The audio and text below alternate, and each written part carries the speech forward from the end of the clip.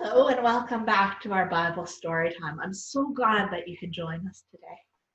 We're reading stories from the Lectionary Story Bible by Ralph Milton, and we're so grateful that Ralph allows his work to be used in this way.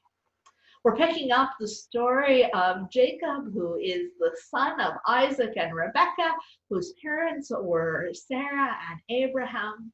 And we're reading the story Jacob fights with God.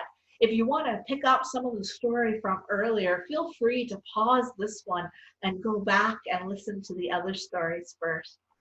Today's story is based on Genesis 31, 32, and 33, three whole chapters in our Bible. Jacob and Rachel and Leah stayed with Laban a long time. Leah had lots of children. There was a girl named Dinah and 11 boys. Rachel had one baby, and his name was Joseph. All of them worked hard.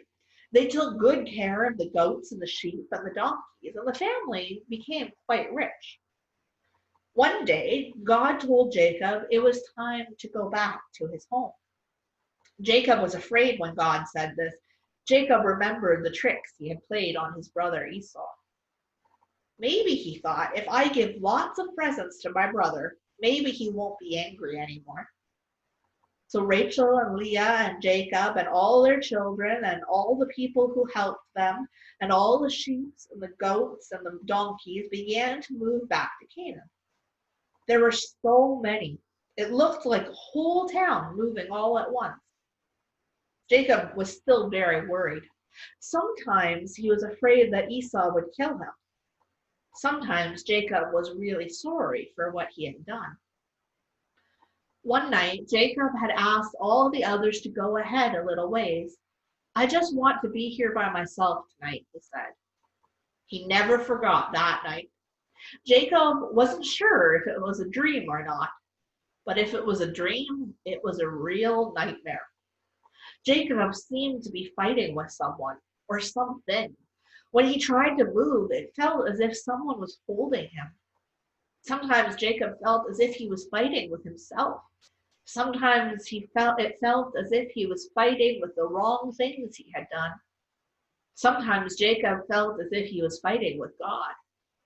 Jacob fought all night. Just before morning, he screamed in pain. Whoever or whatever he was fighting with touched the top of his leg, and it hurt very badly. Then it seemed as if the fighting was over, and Jacob could talk with whoever it was. "What is your name?" the strange person seemed to ask. "My name is Jacob." "Now your name will be changed. Your name won't be Jacob anymore. Your name which will be Israel, which means you struggled with God and with other people." And that is why the Hebrews began to call themselves the people of Israel. Just then the sun began to rise. Jacob wasn't sure if it had been a dream or not. Then he realized it couldn't all have been a dream because his leg was very sore and it was hard to walk.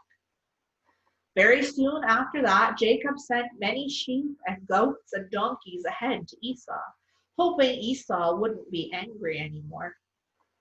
When Jacob saw Esau coming, he saw a smile on Esau's face. Esau threw his arms around his brother and gave him a big hug and a kiss. And then they both had a good cry. They knew they could be brothers again. Jacob knew that God had forgiven him because Esau forgave him. Often at night, Jacob would lie awake thinking about all the things that had happened. Jacob would think about that night when he had a fight with the angel. Or was it an angel? Jacob was never really sure. But Jacob knew that part of the fighting had been with the part in himself that was running away from God. He had told many lies and cheated many people. Jacob knew that was wrong. Jacob wondered how God's promise could still be with him when he didn't seem to be living in God's way. Then he thought about his new name, Israel.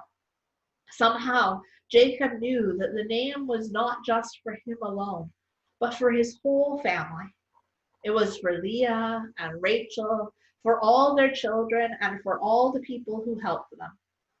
They would be called the people of Israel, the people who had struggled with God, the people who had struggled to know God's promise.